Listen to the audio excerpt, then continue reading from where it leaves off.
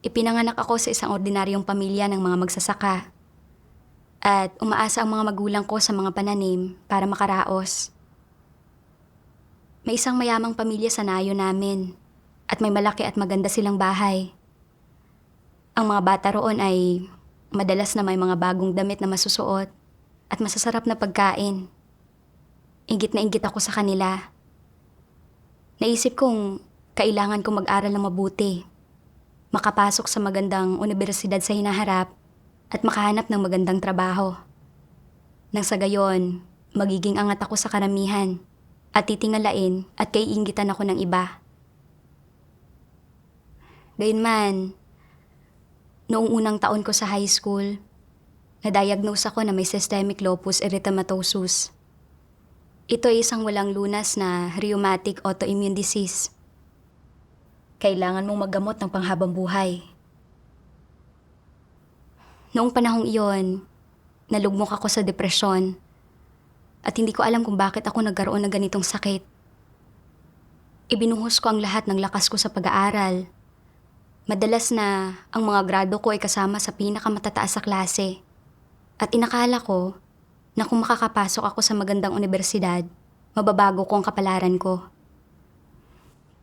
Pero sa hindi inaasahan, mga 20 araw bago ang Gaokao exam, hindi ako nakabangon sa sobrang taas ng lagnat ko at kailangan kong manatili sa ospital para magpagamot na nakaapekto sa resulta ng pagsusulit ko. Sa huli, hindi ako nakapasok sa isang magandang universidad at nakapasok lang ako sa isang ordinaryong vocational college. Pero hindi ako handang sumuko sa kapalaran ko. At pagkapasok ko sa kolehiyong iyon, nagpatala ako sa isang prep class para sa pagsusulit para makapasok sa universidad. Gayunpaman, pagkatapos lamang ng kalahating taon ng pagpasok sa klase, lumala ang sakit ko.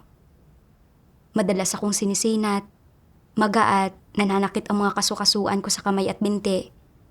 At kahit ang pag-akyat sa hagdan ay mahirap. May mga pagkakataon pa ngang hindi ko mabuhat ang termos ko.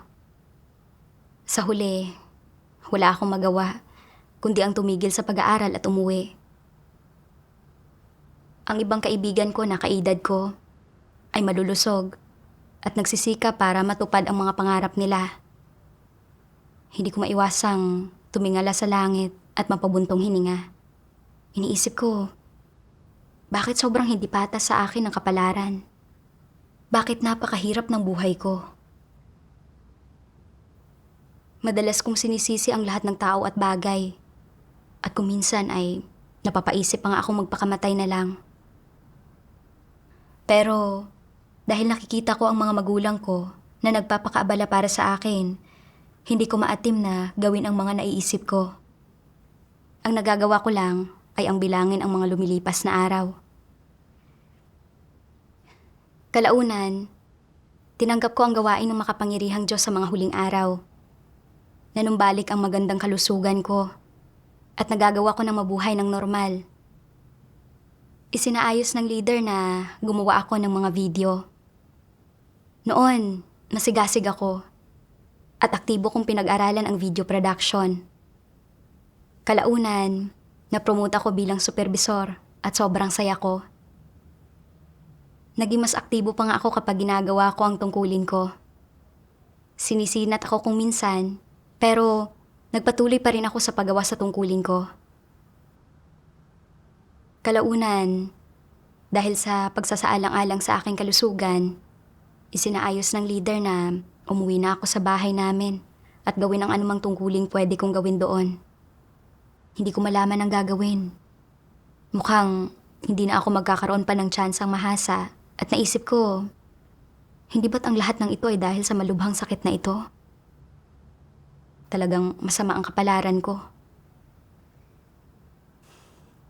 Pagkatapos niyon, ginampanan ko ang mga text-based na tungkulin sa iglesia. Madalas kong iniisip, mga text-based na tungkulin lang ang ginagawa ko. Hindi ako mamumukod tangi o mapapansin. Sobra akong nalungkot. Dahil nakikita ko kung gaano kadalas nakakapunta sa iba't ibang lugar ng pagtitipon ang mga leader, para ibahagi ang mga salita ng Diyos at lutasin ang mga problema na mukhang kahanga-hanga at matagumpay. Naisip ko, kung mauunawaan ko lang kahit kaunti pa ang katotohanan at malulutas ang mga isyu sa kalagayan ng mga kapatid, siguro ay pipiliin din ako ng lahat bilang leader. Kaya, sa tuwing nakikipagtipon ako, pinagtuunan ko ng pansin ang mga kalagayan ng mga kapatid. Kapag umuwi ako, naghahanap ako ng ilang salita ng Diyos. At pagkatapos ay ibinabahagi ko ang mga salitang ito sa mga kapatid sa sumunod ng pagtitipon. Nang makita kong nakikinig ng mabuti ang lahat sa aking pagbabahagi, talaga namang napakasaya ko. Pero, noong papunta na sa tamang direksyon ng lahat ng bagay, nahulog ako sa bike ko habang papunta sa isang pagtitipon. Malala ang tama sa binti ko kaya hindi ako makalakad. At kinailangan ko manatili sa bahay para magpagaling. Litong-lito ako. Iniisip ko, nito lang ay napaka-aktibo ko sa tungkulin ko. Paanong bigla itong nangyari sa akin? Bakit napakamalas ko?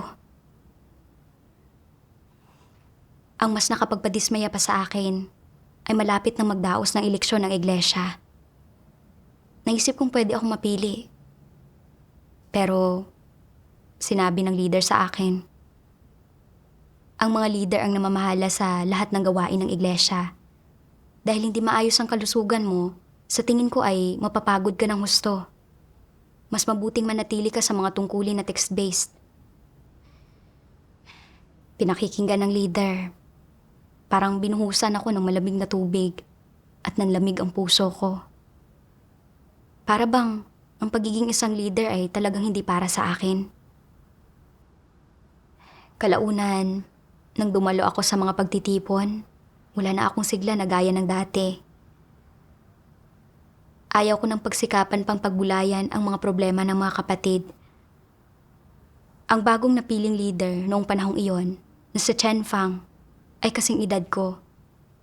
At talagang naiinggit ako sa kanya. Malusog siya at nagawa niyang mapili bilang isang leader.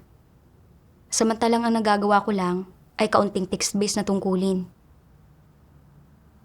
Sa isip ko ay nagreklamo ako. Iniisip ko, gusto kong masigasig na gugulin ang sarili ko para sa Diyos. Bakit napakahina ng katawan ko? Gusto kong gawin iyon, pero wala akong lakas. Talagang masama ang kapalaran ko. Hindi ko alam ang gagawin. Naisip ko, kahit na hindi ako pwedeng maging leader, kung magtatagumpay ako sa mga text-based na tungkulin ko, hindi ba titingalain pa rin ako ng mga kapatid? Nang maisip ko ito, masigasig kong sinuri ang mga manuskrito. Pero, nang magtatapos na ang taon, sobrang sumakit ang binti ko, kaya hindi ako makalakad. Iyon pala ay avascular necrosis. Hindi nagtagal, maraming pang-aarestong nangyari sa iglesia at hindi ako makalabas para makausap ang mga kapatid. Sobrang lungkot ko. Iniisip ko, bakit napakasama ng kapalaran ko? Dati, gusto kong umasa sa pag-aaral ko para mabago ang kapalaran ko. Pero hindi iyon nangyari ng ayon sa plano ko. Inakala ko na pagkatapos manampalataya sa Diyos, magiging maganda na ang kapalaran ko. Pero hindi pa rin naging maayos ang bagay-bagay para sa akin. Ngayon, malala na ang sakit ko at hindi ko magawa ang tungkulin ko dahil sa mapapanganib na sitwasyon. Ang araw na makikilala ko ay hindi na kailanman darating. Ang kapalaran ko ay ang magdusa.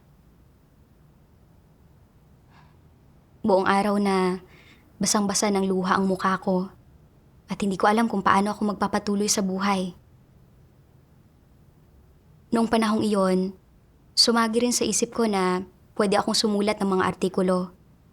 Pero sa sandaling maisip ko ang kapalaran ko at kung paano nagiging walang silbi ang paghahangad ko, wala na akong gana magsulat at buong araw akong nalulugmok sa depresyon.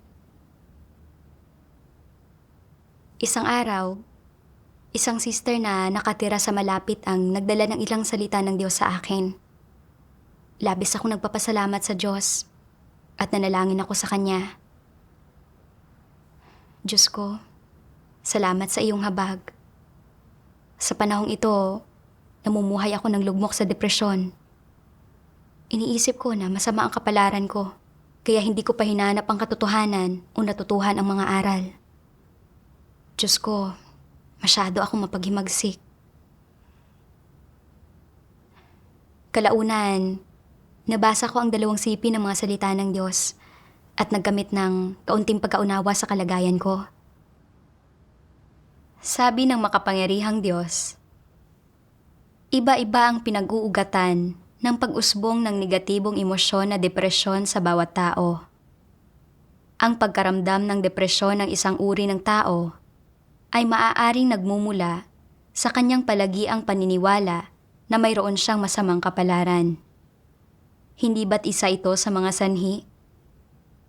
Noong siya ay bata pa, nakatira siya sa probinsya o sa isang mahirap na lugar. Ang kanyang pamilya ay hindi mayaman at maliban sa ilang simpleng kagamitan, wala siyang masyadong mahalagang pag-aari. Marahil ay mayroon siyang 1 o 2 set ng damit na kailangan niyang isuot kahit na may mga butas na ang mga ito, at karaniwan na hindi siya nakakakain ng masasarap na pagkain, kundi kailangan pa niyang maghintay ng bagong taon o ng mga pista upang makakain ng karne. Minsan, siya ay nagugutom at wala siyang sapat na maisusuot upang hindi siya ginawin, at ang pagkakaroon ng isang malaking mangkok na puno ng karne ay isang malabong pangarap lamang. At kahit ang paghanap ng isang pirasong prutas para makain ay mahirap. Dahil siya ay nabubuhay sa gayong kapaligiran, nararamdaman niya na iba siya sa ibang mga tao na nakatira sa malaking lungsod, na may mayayamang magulang, at nakakakain at nakakapagsuot ng anumang naisin nila, na agad nakukuha ang lahat ng naisin nila at maalam sa mga bagay-bagay. Iniisip niya, ang ganda ng kapalaran nila. Bakit ang aking kapalaran ay napakasama? Gusto niya na palaging mamukod-tangi at mabago ang kanyang kapalaran. Ngunit hindi ganoon kadaling baguhin ang kapalaran ng isang tao. Kapag isinilang ang isang tao sa gayong sitwasyon, kahit nasubukan pa niya, mababago ba niya ng husto ang kanyang kapalaran at mapapabuti ba niya ito ng husto? Kapag nasa hustong gulang na siya, hinaharang siya ng mga hadlang saan mang dako siya pumunta sa lipunan. Siya ay inaapi saan man siya magpunta, kaya palagi niyang nararamdaman na malas siya. Iniisip niya, bakit ba napakamalas ko? Bakit ba palagi akong nakakatagpo ng masasamang tao? Mahirap ang buhay noong bata pa ako, at sadyang ganoon talaga iyon.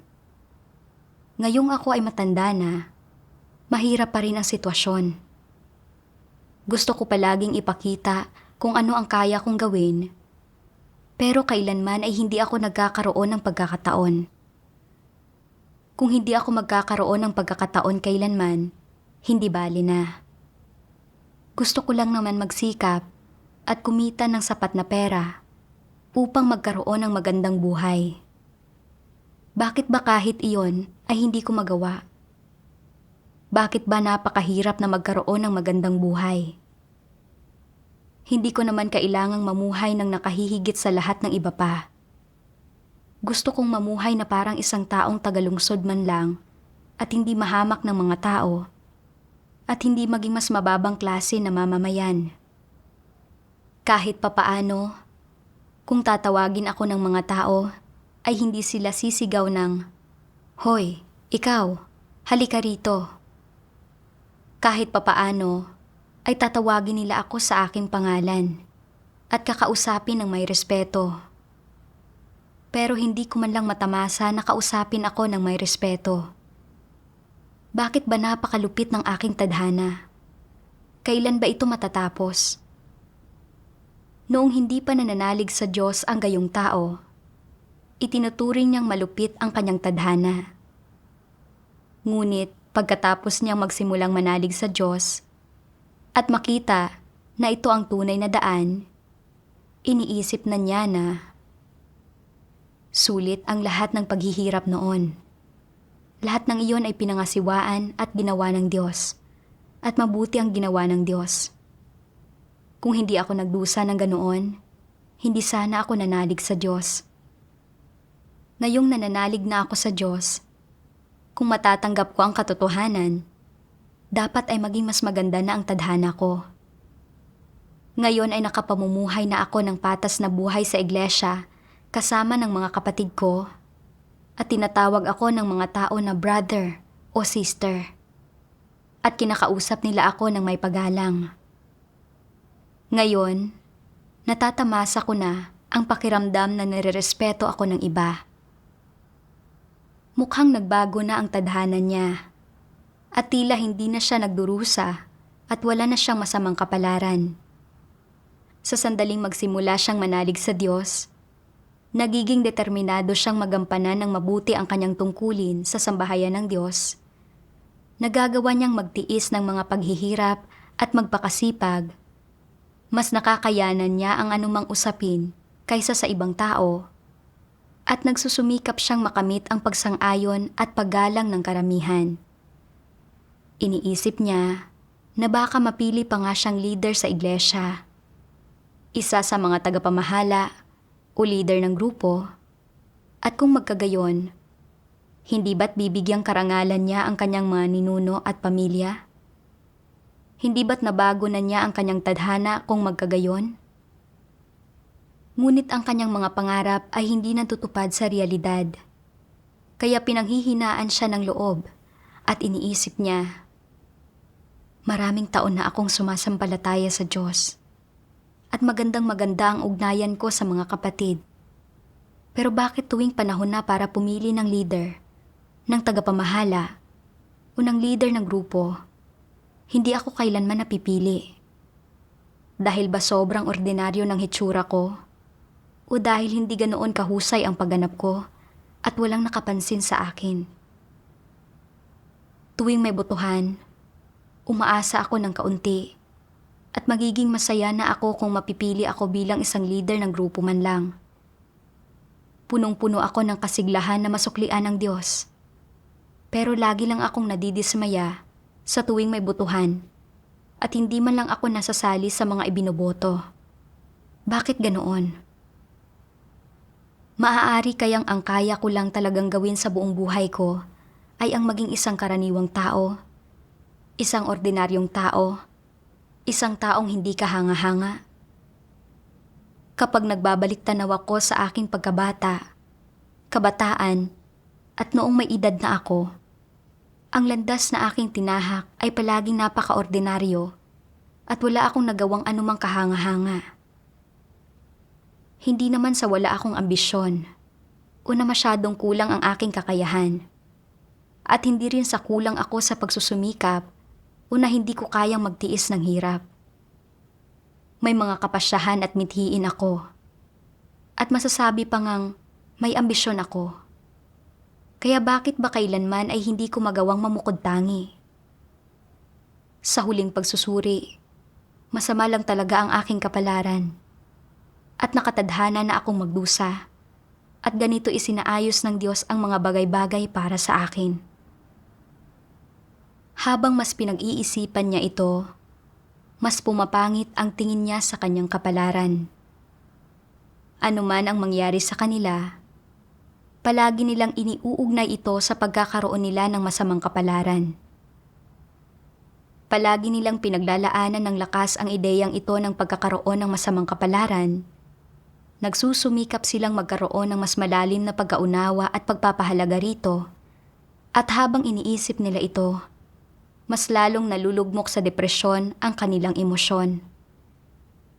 Kapag nakagagawa sila ng maliit na pagkakamali sa pagganap ng kanilang tungkulin, iniisip nila, nako, paano ko magagawa ng maayos ang tungkulin ko kung ganito kasama ang kapalaran ko? Sa mga pagtitipon, Nagbabahagi ang kanilang mga kapatid at iniisip nila ito ng paulit-ulit, ngunit hindi nila ito nauunawaan at iniisip nila, "Nako, paano ko mauunawaan ang mga bagay-bagay kung ganito kasama ang kapalaran ko?" Tuwing nakakakita sila ng isang taong mas magaling magsalita kaysa sa kanila, na kayang mas malinaw at mas maliwanag na talakayin ang pagkaunawa nito kaysa sa kanila, lalo pa silang nalulugmok sa depresyon. Kapag nakakakita sila ng isang taong kayang magtiis ng mga paghihirap at magbayad ng halaga, na nakakakita ng mga resulta sa pagganap ng tungkulin nito, na nakatatanggap ng pagsang-ayon ng kanyang mga kapatid at naitataas ang ranggo, nararamdaman nila ang kalungkutan sa kanilang puso. Kapag nakakakita sila ng isang tao na nagiging leader o manggagawa, lalo pa silang nalulugmok sa depresyon. At kahit kapag nakakakita sila ng isang taong mas magaling kumanta at sumayaw kaysa sa kanila, at nadarama nilang mas mababa sila sa taong iyon, ay nalulugmok sila sa depresyon. Sino mang mga tao o anumang mga pangyayari o bagay ang kanilang nakahaharap o anumang sitwasyon ang kanilang nakatatagpo, palagi silang tumutugon sa mga ito ng may emosyon ng pagkalugmok sa depresyon. Kahit kapag nakakakita sila ng isang taong may suot na damit na medyo mas maganda kaysa sa kanila, o na ang ayos ng buhok ay medyo mas maganda, palagi silang nalulungkot at umuusbong ang selos at inggit sa kanilang puso, hanggang sa wakas ay malugmok silang muli sa depresyon. Sa huli, dahil sa palaging paniniwala nila na may masama silang kapalaran, nalulugmok sila sa kawalan ng pag-asa, namumuhay ng walang tunay na layunin at kain-tulog na lamang, naghihintay ng kamatayan. Sa gayon, lalo at lalo silang nawawala ng interes sa paghahangad sa katotohanan, sa maayos na pagganap ng kanilang tungkulin, sa pagkakamit ng kaligtasan, at sa iba pang mga hinihingi ng Diyos, at lalo pa nga nilang tinututulan at tinatanggihan ang mga bagay na ito. Ginagawa nilang dahilan at batayan ang kanilang masamang kapalaran para hindi hangarin ang katotohanan at hindi magawang kamtin ang kaligtasan gaya ng inaasahan. Hindi nila sinusuri ang sarili nilang mga tiwaling disposisyon o negatibong emosyon sa mga sitwasyon na kanilang kinakaharap, at sa gayon ay hindi nila nalalaman at nalulutas ang kanilang mga tiwaling disposisyon. Sa halip, ginagamit nila ang kanilang pananaw sa pagkakaroon ng masamang kapalaran sa kanilang pagtugon sa bawat tao, pangyayari at bagay na nakakaharap at nararanasan nila, at dahil dito ay lalo pa silang nalulugmok sa depresyon. Ang inilantad ng Diyos ay ang mismong kalagayan ko. Palagi kong iniisip na masama at malupit ang kapalaran ko, at dahil dito, madalas akong namumuhay sa emosyon ng depresyon. Noong bata pa ako, nakita ko na ipinanganak ako sa isang ordinaryong pamilya at ginusto kong umasa sa pag-aaral para baguhin ang kapalaran ko. Pero sa kasawiang palad, ng unang taon ko sa high school ay na-diagnose ako na may lupus erythematosus. Noong bumalik ang sakit ko pagkatapos ng Gaokao exam, hindi ako nakapasok sa isang magandang universidad. Kalaunan, kinailangan kong tumigil sa pag-aaral at umuwi na lang dahil sa malalang kondisyon ng kalusugan ko. Dahil nakikita kong hindi ako makakaasa sa kaalaman para baguhin ang kapalaran ko, sobrang nagdaramdam ang puso ko at madalas akong nagrereklamo na hindi patas ang kapalaran sa akin. Pagkatapos manampalataya sa Diyos, palagi akong atubiling gampanan ang mga text-based na tungkulin na wala namang nakakakita, at ginusto kong mahirang bilang leader sa pamamagitan ng aktibong paglutas ng mga kalagayan ng mga kapatid. Gayunpaman, dahil sa sitwasyon ng kalusugan ko, hindi ako pinili ng mga kapatid. Lalo kong nadama na masama ang kapalaran ko at sa mga pagtitipon ay hindi na ako kasing aktibo gaya ng dati. Batay sa sitwasyon ko, isinaayos ng iglesia na manatili ako sa bahay ng pamilyang tinutuluyan ko at suriin ang mga manuskrito. Gusto ko pa rin magkamit ng ilang tagumpay at hangaan ako ng mga tao. Pero hindi inaasahang lumala ang lagay ng kalusugan ko. At dahil sa vascular necrosis, ay hindi ako nakakalabas para gawin ang tungkulin ko. Mas lalo akong nalungkot. Inisip kong walang naging maayos sa anumang ginagawa ko at nakapalaran ko ang magdusa. Namuhay ako sa emosyon ng depresyon at sinukuan ko na ang sarili ko. Ayaw ko nang hangarin pa ang katotohanan at ayaw ko nang magsulat pa ng mga artikulo. Naniwala akong binigyan ako ng isang masamang kapalaran at wala nang dahilan pa para patuloy na maghangad. Ang pananaw ko sa bagay-bagay ay katulad ng sa mga taong hindi nananalig sa Diyos.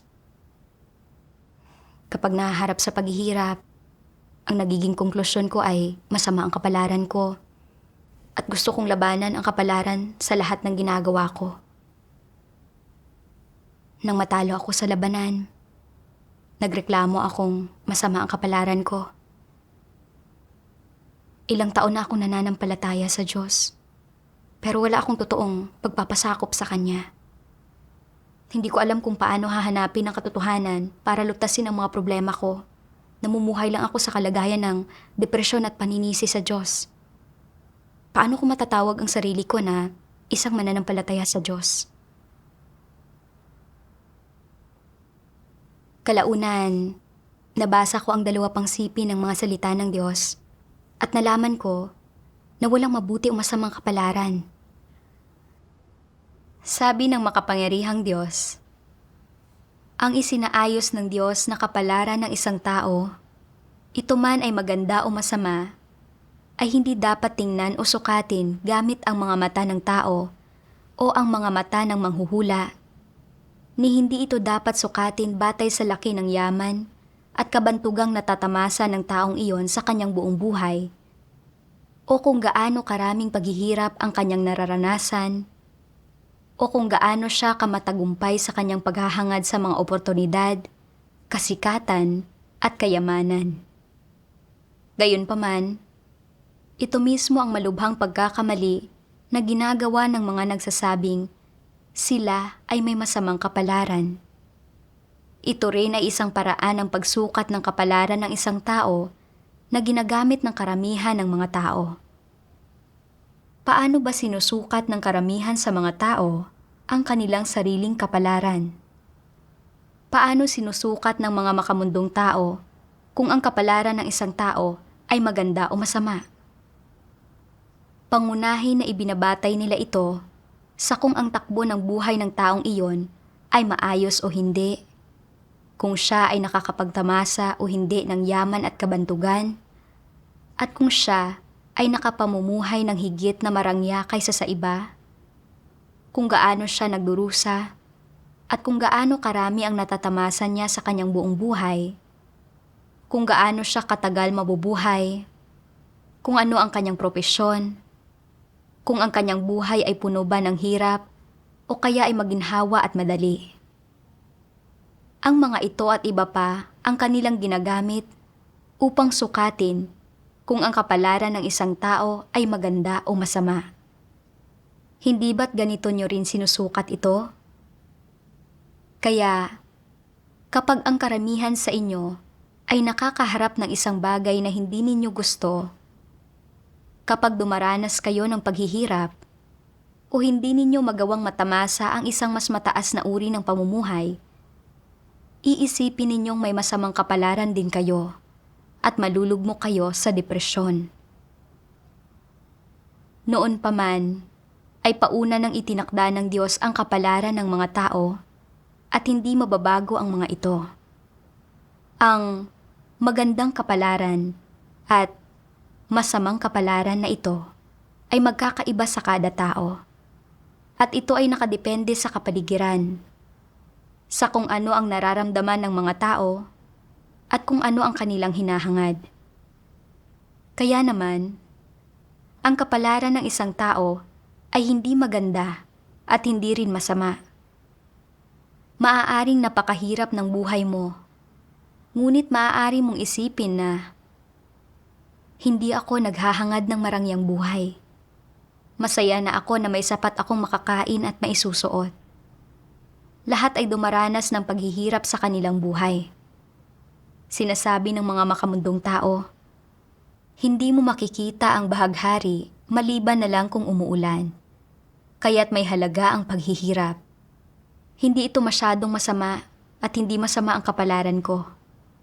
Binigyan ako ng langit ng kaunting pasakit, ilang pagsubok at pagdurusa.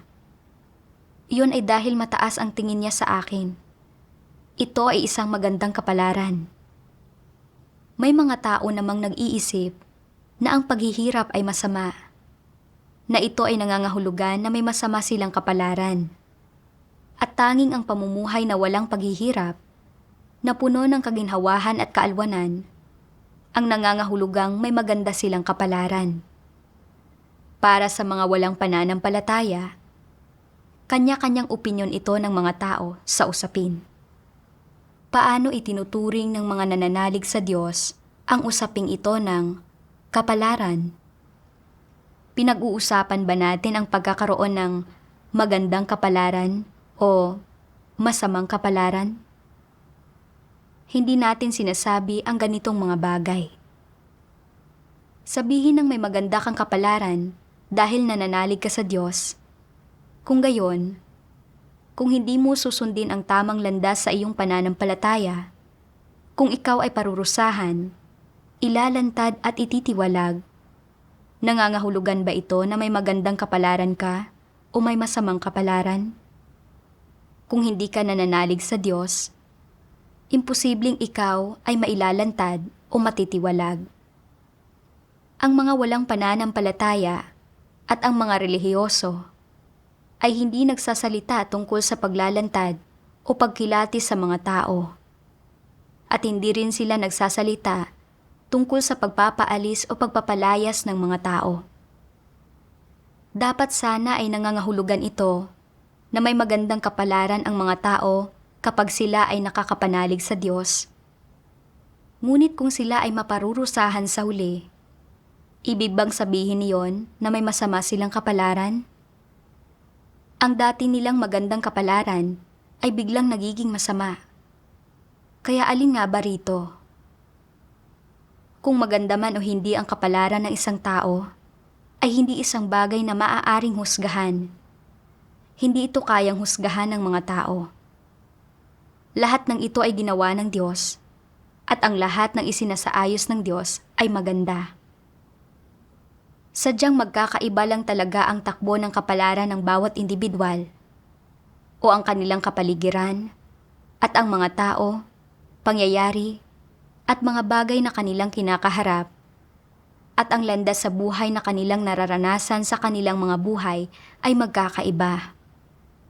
Ang mga bagay na ito ay magkakaiba sa kada tao. Ang kapaligirang pinamumuhayan at kapaligirang kinalalakhan ng bawat individual na parehong isinaayos ng Diyos ay lahat magkakaiba.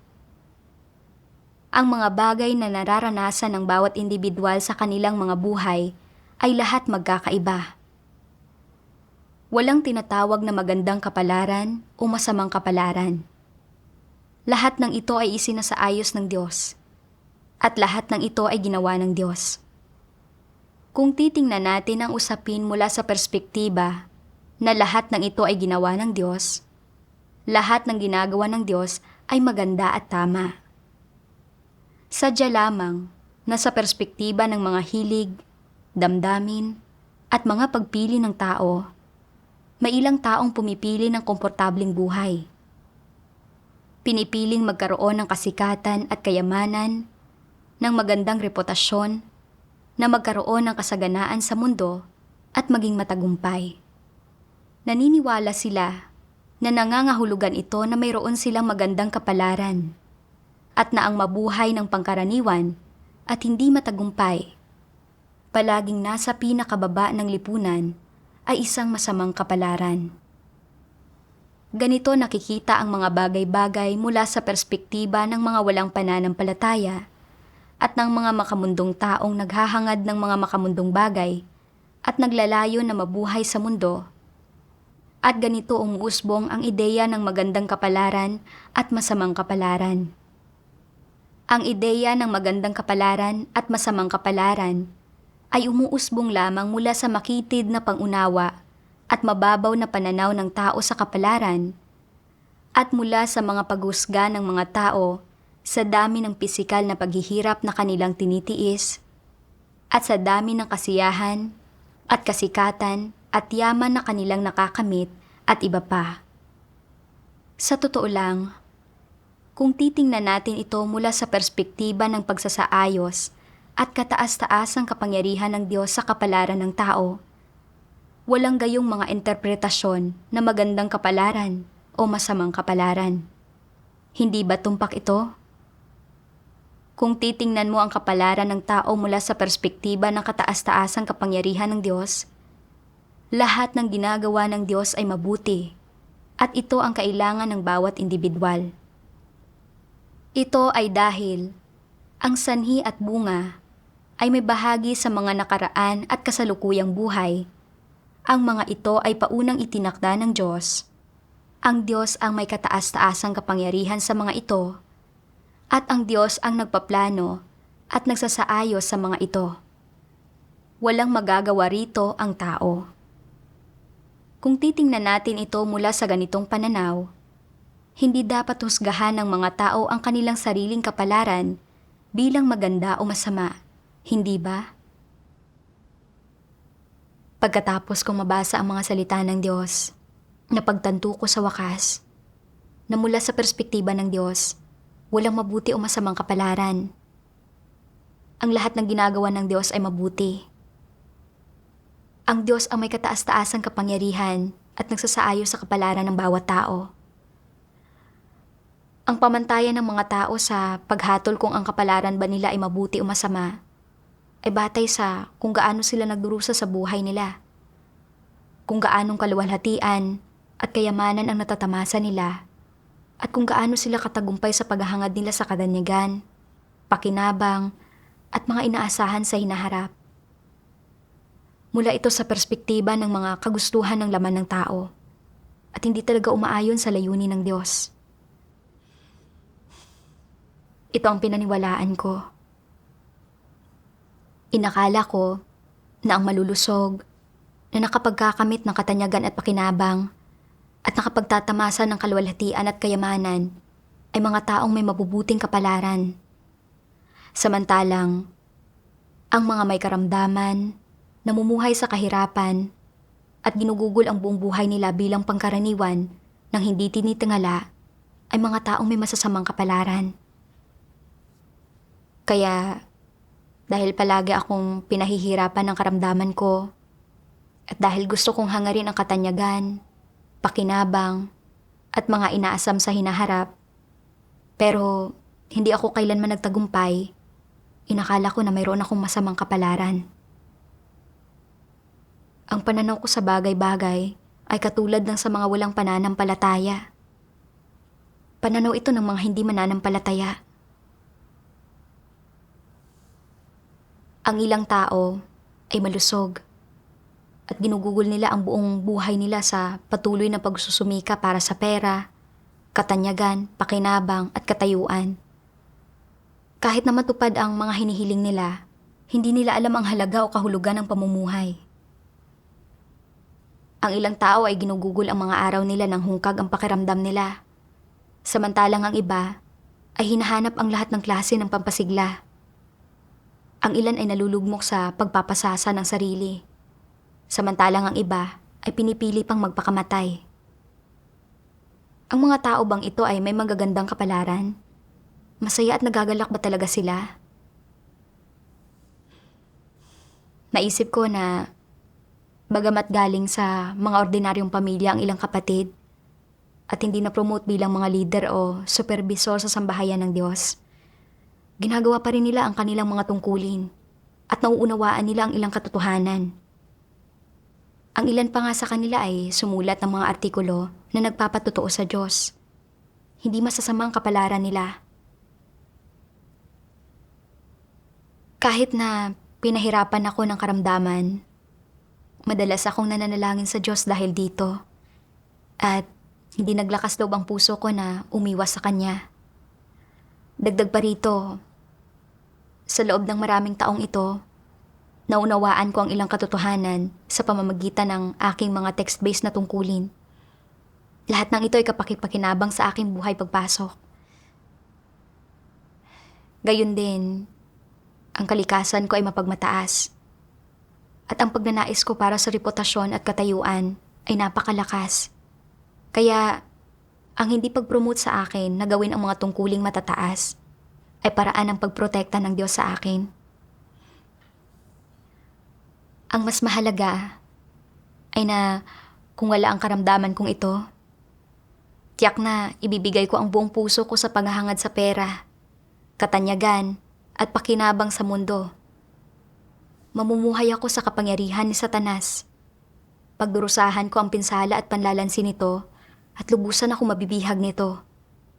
At hindi ko matatanggap ang pagliligtas ng Diyos sa mga huling araw. Sa katunayan, marami ako nakamit mula sa karamdamang ito. Pero palagi ako nagrereklamo na masama ang kapalaran ko. Sa buong panahong ito ay nasa akin ang pagpapala, pero hindi ko ito namamalayan. Naisip ko ang mga salita ng Diyos na nagsasabi, ang ilang tao ay nagsisimulang maniwala sa Diyos dahil sa karamdaman. Ang karamdamang ito ay ang biyaya ng Diyos para sa iyo. Kung wala ito, hindi ka maniniwala sa Diyos. At kung hindi ka naniwala sa Diyos, ay hindi ka makararating ng ganito kalayo. At sa gayon, ay pag-ibig ng Diyos maging ang biyayang ito. Amen. Ngayon, naranasan ko na mismo ang mga salitang ito ng Diyos. Hindi na ako magrereklamo na masama ang kapalaran ko dahil sa karamdaman ko. Binasa ko pa ang mga salita ng Diyos. Nauunawaan na ba ninyo kung ang mga iniisip at pananaw ng mga taong palaging nagsasabing may masama silang kapalaran ay tama o mali? Malinaw na ang mga taong ito ay nakakaranas ng emosyon ng depresyon dahil sa pagkalugmok sa pagiging sagad-sagaran. Tinitingnan nila ang mga isyu at mga tao mula sa sagad-sagaran at maling pananaw na ito kung kaya't sila ay paulit-ulit na namumuhay. Tumitingin sa mga tao at bagay at umaasal at kumikilos sa ilalim ng epekto at impluwensya ng negatibong emosyong ito. Sa huli, paano man sila mamuhay, tila napapagod sila ng husto na hindi na nila kayang magpakita ng anumang sigla sa kanilang pananampalataya sa Diyos at paghahangad sa katotohanan.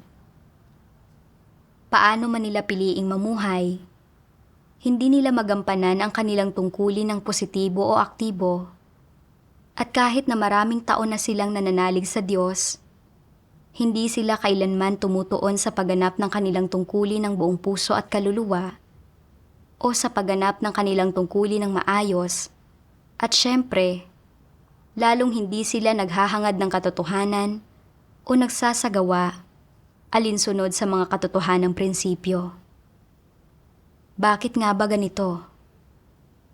Sa panghuling pagsusuri, ito ay dahil palagi nilang iniisip na mayroon silang masamang kapalaran at dahil dito ay labis silang nalulugmok sa depresyon.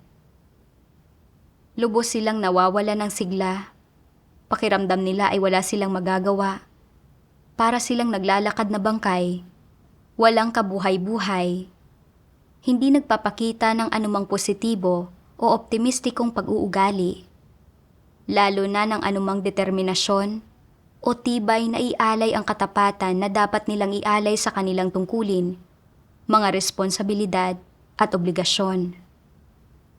Sa halip, Mabigat ang loob silang nagsisikap araw-araw nang may pabayang saloobin, nang walang direksyon at magulo ang pag-iisip, at iniraraos pa nga nila ang mga araw nang wala sa sarili.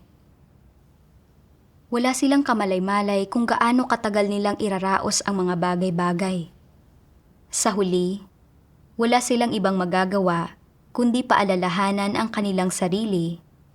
Sabihin na, ay, itutuloy ko na lamang na iraos ang mga bagay-bagay hanggat kaya ko. Kung isang araw ay hindi na ako makakapagpatuloy at naisin ng iglesia na paalisin at itiwalag ako, dapat na lang nila akong itiwalag.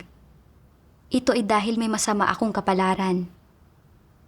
Makikita mo na maging sa kanilang sinasabi ay sumuko na sila. Ang emosyong ito ng depresyon ay hindi lamang isang simpleng lagay ng kalooban, kundi higit pa rito, may malubha itong epekto sa mga iniisip, puso at paghahangad ng mga tao. Kung hindi mo mababago kaagad ang iyong mga emosyon na nalulugmok sa depresyon, hindi lamang nito maaapektuhan ang iyong buong buhay. Sisirain din nito ang iyong buhay at dadalhin ka sa iyong kamatayan. Kahit pa nananalig ka sa Diyos, hindi mo makakamit ang katotohanan at kaligtasan at sa huli, mamamatay ka. Kaya naman, iyong mga naniniwalang may masama silang kapalaran ay dapat magising na ngayon. Ang palaging pagnanais na malaman kung maganda o masama ba ang kanilang kapalaran, ang palaging paghahangad ng isang uri ng kapalaran, ang palaging pag-aalala sa kanilang kapalaran, ito ay hindi magandang bagay. Dahil palagi mong siniseryoso ang iyong kapalaran, kapag naharap ka sa isang maliit na kaguluhan o hindi kaaya-ayang pangyayari, o kapag nagkaroon ng pagkabigo, mga dagok, o kahihiyan, kaagad kang naniniwala na ito ay dahil sa sarili mong masamang kapalaran at kamalasan. Kaya't paulit-ulit mong pinaaalalahanan ang iyong sarili na mayroon kang masamang kapalaran, na hindi maganda ang kapalaran mo tulad ng ibang tao, at paulit-ulit na nilulugmok mo ang iyong sarili sa depresyon, napapaligiran, naigagapos, at naiipit ng negatibong emosyong ito ng depresyon at hindi mo ito matakasan. Labis na nakakatakot at mapanganib na mangyari ito. Bagamat ang emosyong ito ng depresyon ay maaaring hindi magdulot sa iyo na mas lalong maging mayabang o mapanlinlang, o magdulot sa iyo na maghayag ng kasamaan o pagmamatigas, o ng iba pang mga tiwaling disposisyon. Bagamat maaaring hindi ito umabot sa antas na maghahayag ka ng tiwaling disposisyon at susuwayin mo ang Diyos, o maghahayag ka ng tiwaling disposisyon at lalabagin ang mga katotohanang prinsipyo, o magdudulot ka ng paggagambala at kaguluhan, o gagawa ng masasamang gawain. Pagdating sa diwa, ang emosyong ito ng depresyon ay isang napakalubhang pagpapamalas ng kawalang kasiyahan ng mga tao sa realidad. Sa diwa, ang pagpapamalas na ito ng kawalang kasiyahan sa realidad ay isa ring kawalang kasiyahan sa kataas-taasang kapangyarihan at mga pagsasaayos ng Diyos. At ano ang mga kahihinatnan ng kawalang kasiyahan sa kataas-taasang kapangyarihan at mga pagsasaayos ng Diyos? Tiyak na napakalulubha ng mga ito at magdudulot kahit papaano sa iyo na magrebelde laban sa Diyos at suwayin siya. At dahil sa mga ito, ay hindi mo matatanggap ang mga binibigkas at tinutustos ng Diyos. At hindi mo mauunawaan at pakikinggan ang mga turo, tagubilin, paalala at babala ng Diyos. Ipinabatid sa akin ng mga salita ng Diyos na matindi ang mga kahihinatnan ng palaging nasa negatibong emosyon ng pesimismo at depresyon. Bukod sa hindi magawang ituring ng mga tao ng tama ang mga bagay na nangyayari sa kanila, nagdudulot din ito na mawalan sila ng interes sa paggawa sa kanilang tungkulin at paghahangad sa katotohanan, at sa huli ay nawawalan sila ng tsansang maligtas. Ang mas malubha pa rito ay ang ganitong uri ng depresyon ay ang pagkadismaya sa realidad at sa kataas-taasang kapangyarihan at mga pagsasaayos ng Diyos. Ang diwa nito ay pagrereklamo sa Diyos at tahimik na paghihimagsik laban sa Kanya. Napakaseryoso ng kalikasan nito. Naapektuhan ang iskor ko sa Gaokao dahil bumalik ang karamdaman ko. At tumigil din ako sa pag-aaral at umuwi na lang sa bahay dahil sa karamdaman ko. Dahil dito, masyado ako nasaktan. Kaya sinisisi ko ang lahat ng tao at bagay. Pagkatapos kong manampalataya sa Diyos, pinigilan din ako ng sakit ko na ma-promote at mahasa. At palagi kong naiisip na masama ang kapalaran ko. Sinisisi ko ang Diyos sa pagbibigay sa akin ng ganitong katawan. Iniraraos ko na lang din ang paggawa ko sa aking tungkulin. Wala akong pagnanais na aktibong makipagtulungan. Palagi akong naiipit sa maling pananaw na ito na mayroon akong masamang kapalaran at palala ng palala ang depresyon ko. Lagi akong nagrereklamo at mali ang pagkaunawa ko sa Diyos. Kung hindi ako magbabago, sa huli ay mawawala sa akin ang tsansang maligtas dahil sa paglaban ko sa Diyos. Ang ganitong maling kaisipan at pananaw ay masyadong nakakalason. Nagdudulot itong harapin ng mga tao ang mga usaping nangyayari sa kanila nang walang saloobin ng pagpapasakop. At sa huli, naluloko at napipinsala lamang sila ni Satanas. Nang mapagtanto ko ito, nanalangin ako sa Diyos. Diyos ko, palagi akong nagrereklamo na masama ang kapalaran ko. At namuhay ako sa loob ng negatibong emosyon ng depresyon. Isa itong tahimik na paghihimagsik laban sa iyo. Nilalabanan kita. Diyos ko, ayaw ko nang magpatuloy ng ganito. Pakiusap, gabayan mo ako. Pagkatapos nito, binasa ko ang mga salita ng Diyos at natutuhan ko kung paano ituring ng tama ang kapalaran ko. Sabi ng makapangyarihang Diyos, ano ang dapat na maging saloobin ng mga tao tungkol sa kapalaran? Dapat kang sumunod sa mga pagsasaayos ng lumikha. Aktibo at masikap na hanapin ang layunin at kahulugan ng lumikha sa kanyang pagsasaayos ng lahat ng ito at maunawaan ang katotohanan. Gamitin ang iyong pinakamahusay na kakayahan sa buhay na ito na isinaayos ng Diyos para sa iyo. Tuparin ang mga tungkulin, responsibilidad at obligasyon ng isang nilikha at gawing mas makabuluhan at mas mahalaga ang iyong buhay hanggang sa wakas ay matuwa sa iyo ang lumikha at maalala ka niya. Siyempre, mas mainam kung makakamit mo ang kaligtasan sa pamamagitan ng iyong paghahanap at pagsisikap ng husto. Ito ang pinakamagandang resulta. Ano't anuman, sa usapin ng kapalaran, ang pinakaangkop na saloobin na dapat taglayin ng nilikhang sangkatauhan ay hindi ang paghuhusga at paglilimita ng walang pasubali o ang paggamit ng mga sukdulang pamamaraan para harapin ito. Siyempre, lalong hindi dapat subukang labanan, piliin o baguhin ng mga tao ang kanilang kapalaran. Bagkus, dapat nilang gamitin ang kanilang puso upang pahalagahan ito at hanapin, siyasatin at sundin ito bago ito harapin ng positibo.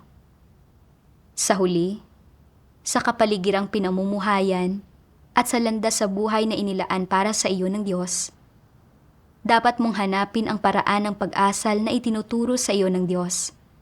Hanapin ang landas na hinihingi ng Diyos na iyong tahakin at danasin ang kapalaran na itinakda ng Diyos para sa iyo sa ganitong paraan. At sa huli, ikaw ay pagpapalain.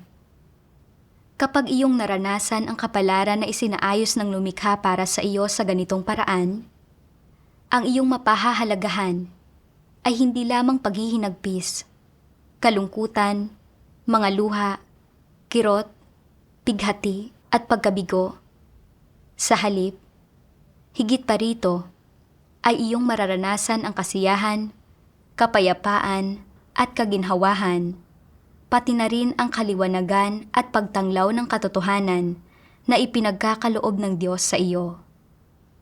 Bukod pa rito, kapag ikaw ay naligaw sa iyong landas sa buhay, kapag ikaw ay naharap sa paghati at pagkabigo, at kinakailangan mong pumili, mararanasan mo ang paggabay ng lumikha.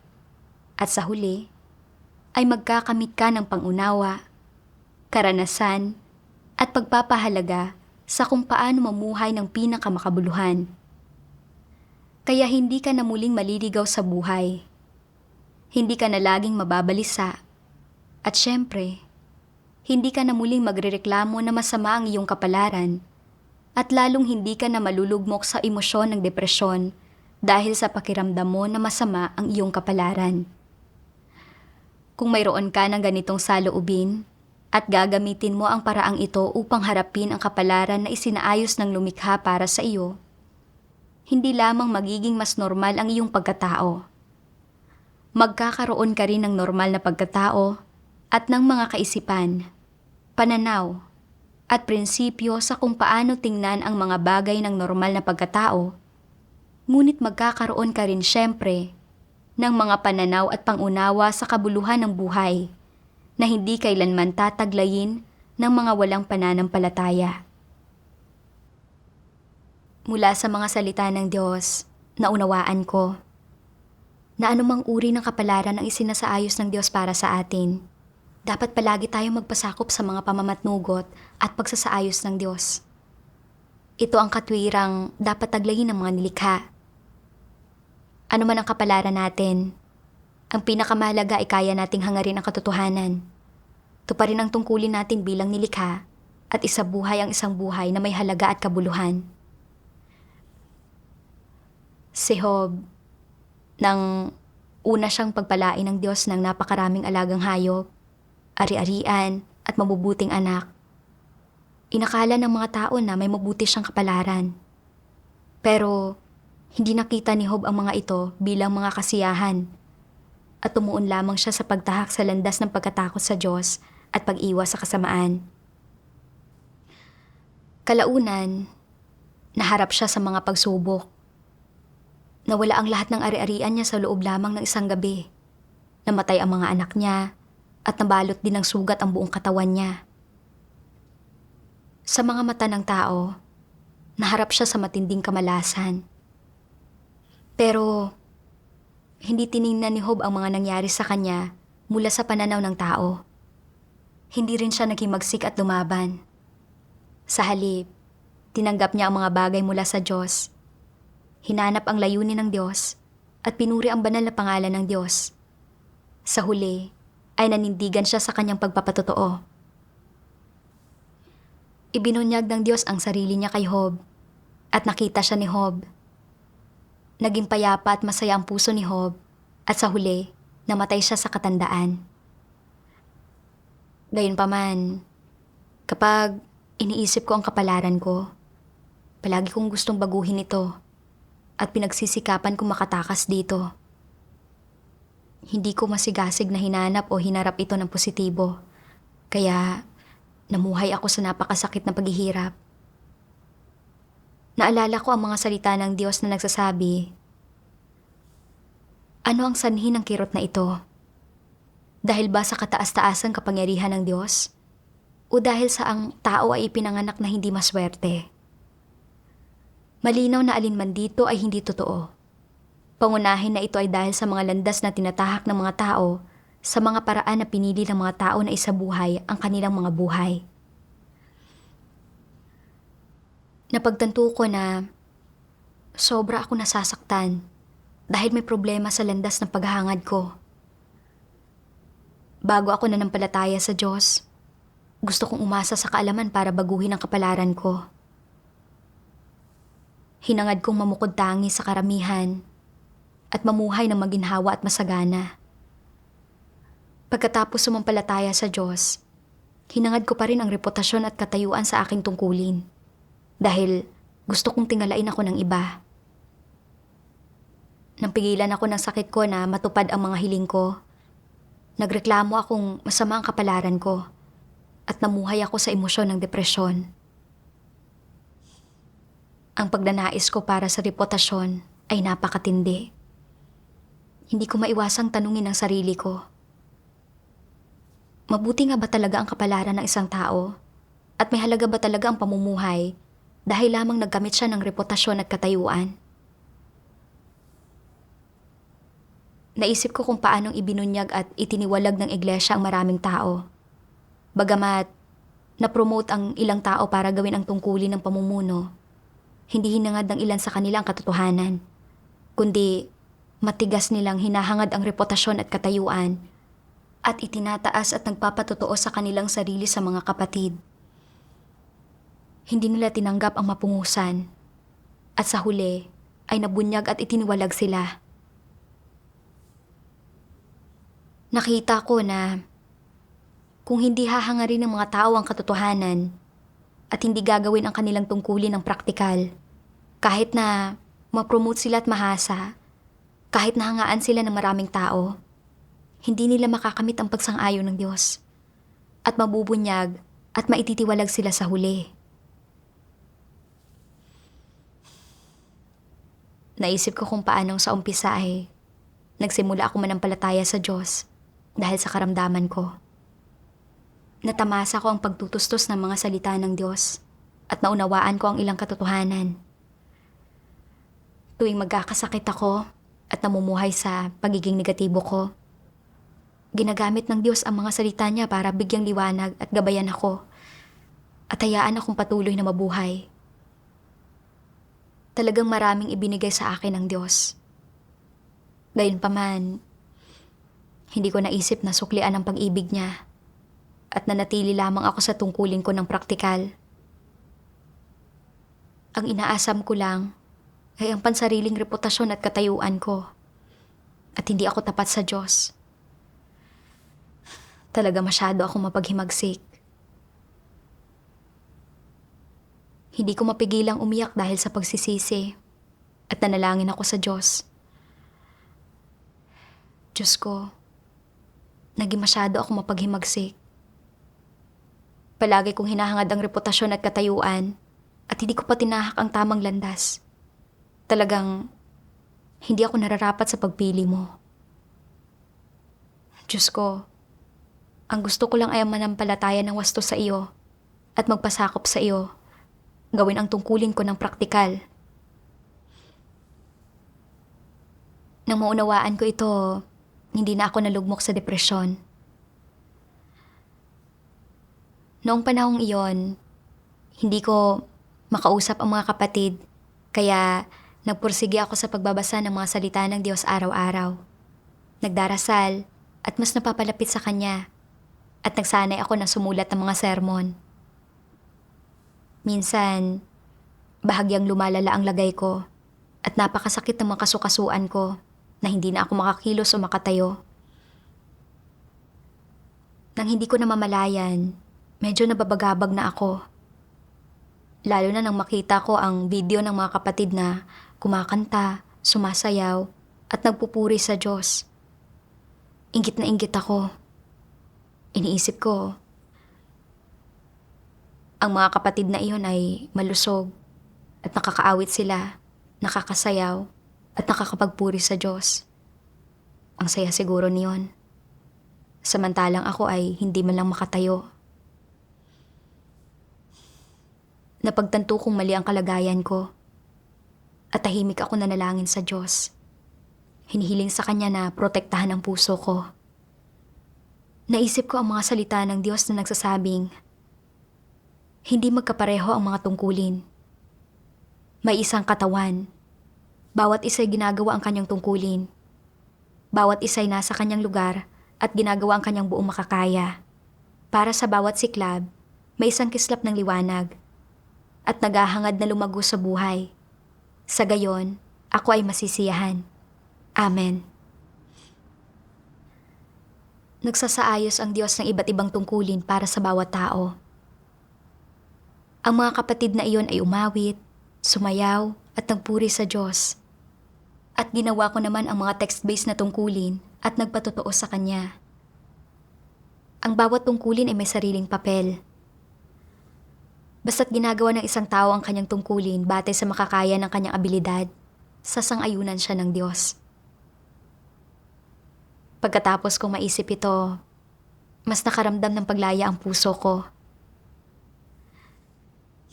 Ngayon, hindi na ako naniniwalang masama ang kapalaran ko.